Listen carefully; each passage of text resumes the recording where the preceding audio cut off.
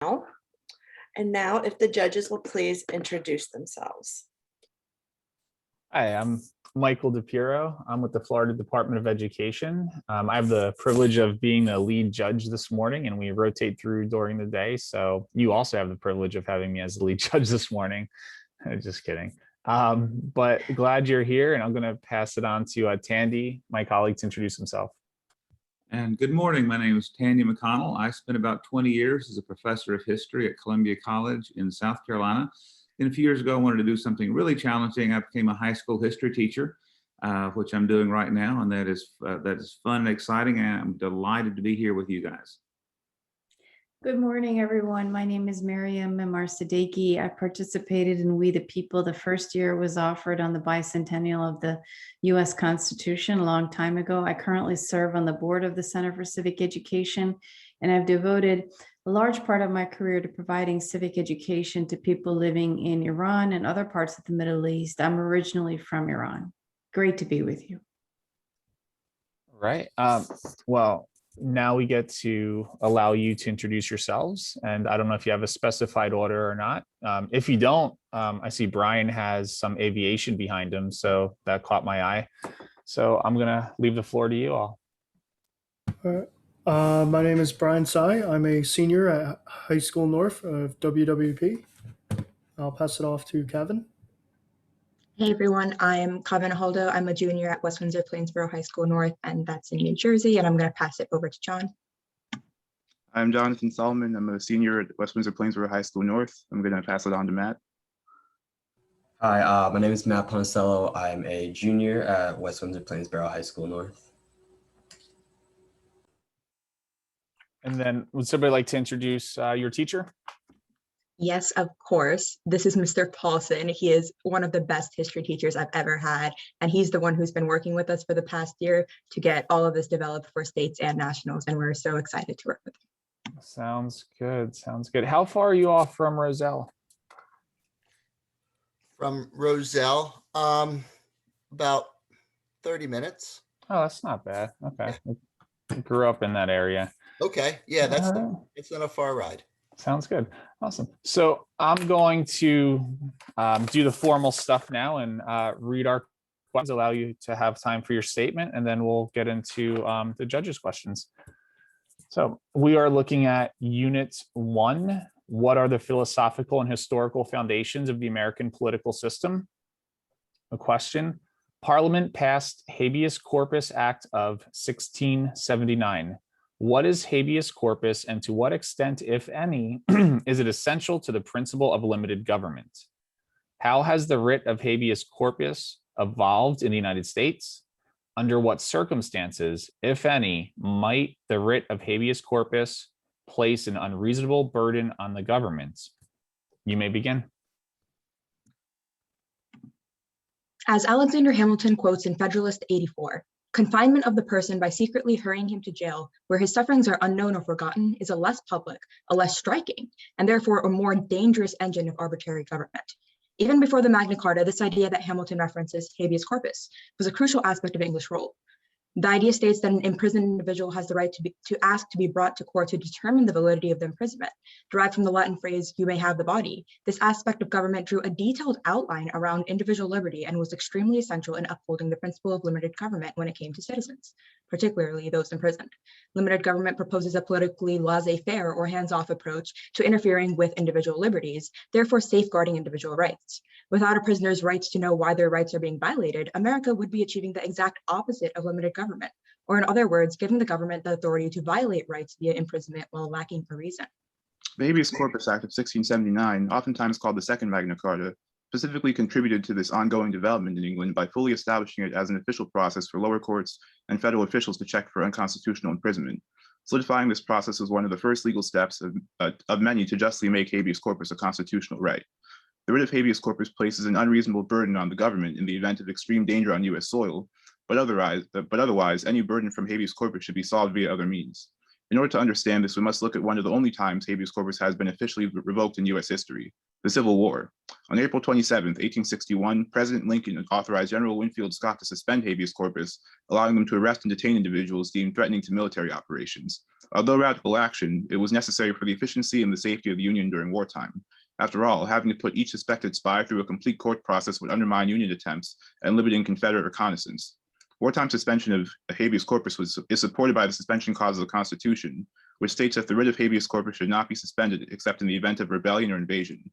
Much of the other times in U.S. history that habeas corpus has been suspended closely follow this clause. For example, during Reconstruction, habeas corpus was suspended in 11 South Carolina counties that were overran by the Ku Klux Klan. Habeas corpus was also suspended in Hawaii after the bombing of Pearl Harbor. The common thread between these major suspensions is that they are all responses to immediate dangers happening on U.S. soil, specifically dangers that threaten U.S. sovereignty. Whether those are rebellions, invasions, or active warfare, suspending habeas corpus allows the U.S. government to act quickly against a source of danger and protect the general public by doing so. The only issue that might prevent the suspension clause of habeas corpus from being activated is that Congress needs to make the decision to suspend habeas corpus. This could cause issues as the president might support the suspension of the clause, but unless Congress reaches an agreement to activate the clause, habeas corpus will not be suspended. Additionally, the writ of habeas corpus has undergone significant developments in the U.S. legal system. One change was during the Civil War when Lincoln used the power of the executive branch to suspend habeas corpus despite petitions from federal judge Robert B. Taney to release any detainees on the ground that the executive branch did not have the power to suspend habeas corpus. Following this controversy, it was decided that only Congress had the ability to activate the suspension clause in the writ of habeas corpus. Following the Civil War, habeas corpus was adjusted to grant relief to both federal and state prisoners rather than just federal prisoners. The next major change to habeas corpus was under the Warren Court in the 1950s and 60s, providing prisoners in state and federal courts multiple opportunities to invoke the writ of habeas corpus. However, these opportunities were vastly weakened by the AEDPA, the Anti-Terrorism and Effective Death Penalty Act of 1996. A final example of the evolution of habeas corpus comes in the form of the court case Boumediene versus Bush. This case ruled that the Guantanamo Bay detainees had the right to habeas corpus, meaning that any U.S. prisoner residing both in the U.S. or on U.S.-owned land had the right to habeas corpus. In conclusion, the most significant changes came to habeas corpus by expanding the rights of prisoners and protecting them under the Constitution.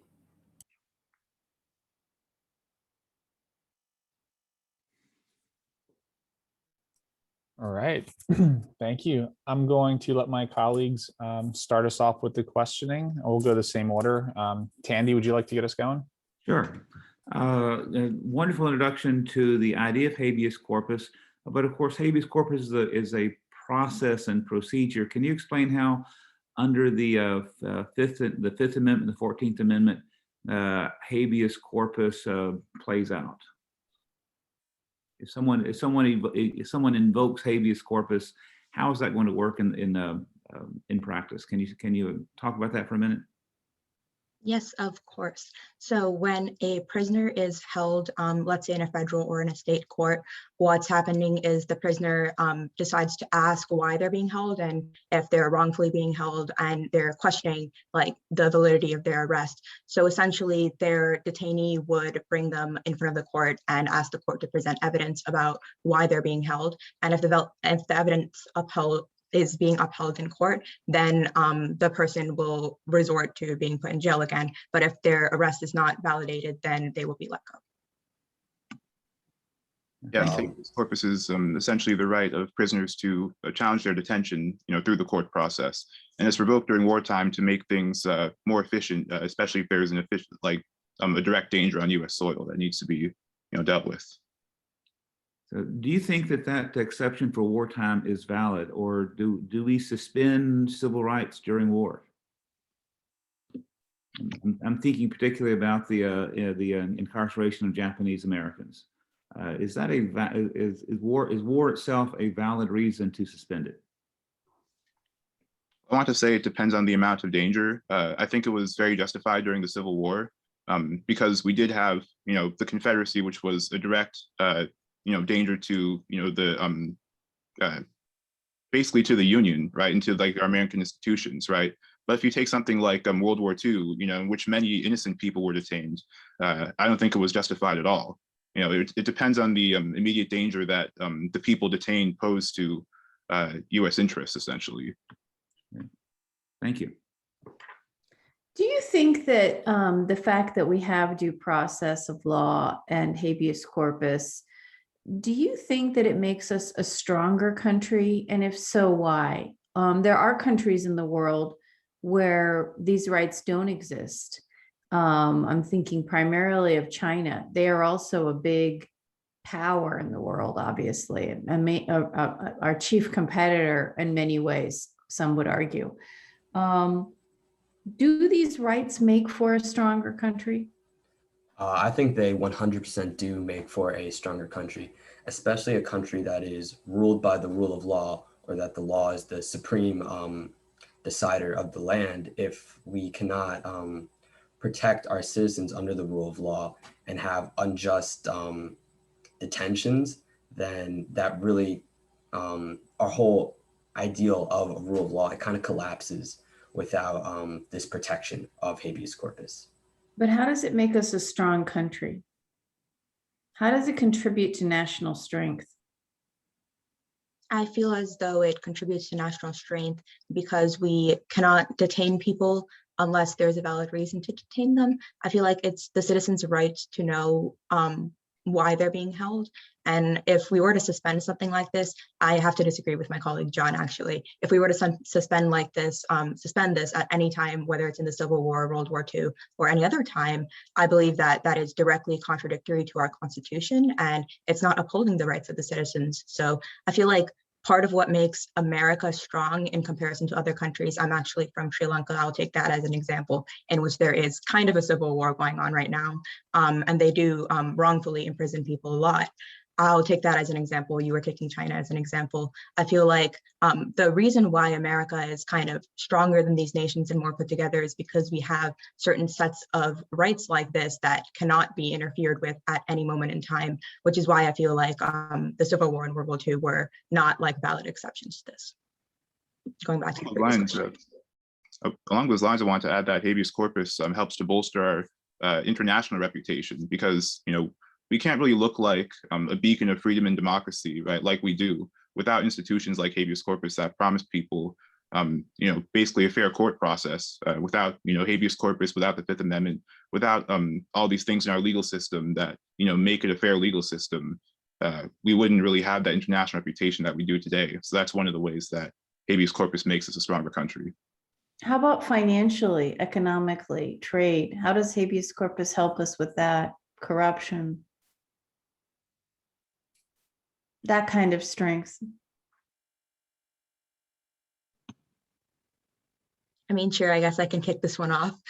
In terms of economics, I feel like habeas corpus really helps us, because if we can't wrongfully imprison someone for something, it also goes into the aspect of trade, because if we trade with nations that aren't willing to trade with us, I feel like it just strengthens our nation as a whole if we take into account that there are kinds of criminals, and there's wrongdoings that could happen on this land that we're trying to prevent by not trading with people like that, And I guess I can pass it off to someone else if they want to chip in.